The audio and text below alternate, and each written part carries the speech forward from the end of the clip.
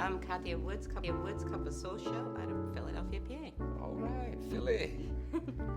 Hi, thank you so much for taking the time to talk to us. I saw the series, and I thought your role was really good because we know you from playing usually the leading man, but in your career lately, I feel as though these last couple of years you haven't been afraid to play not likable characters.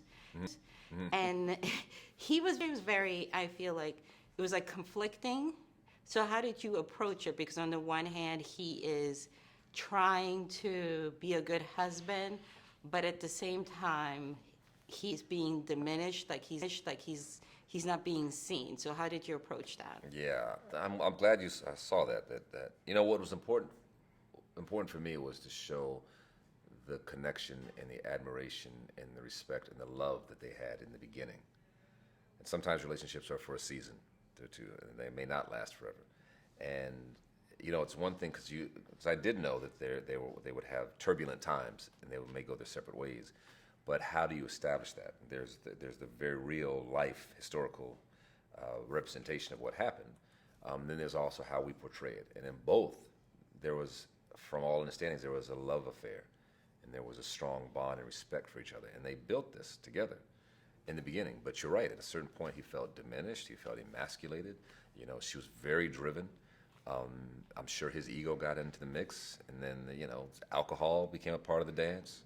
You know, and all of that was just a bad mixture for a relationship to thrive and to survive after that. Also, talk a little bit about his relationship with the father, which I think is, especially during that time, I don't know if folks are aware if they were still coming out of slavery. Right. And so my understanding was that he was born into slavery, and how to deal with navigating through the world as being a free man, but still not knowing how to do that because he didn't have that example.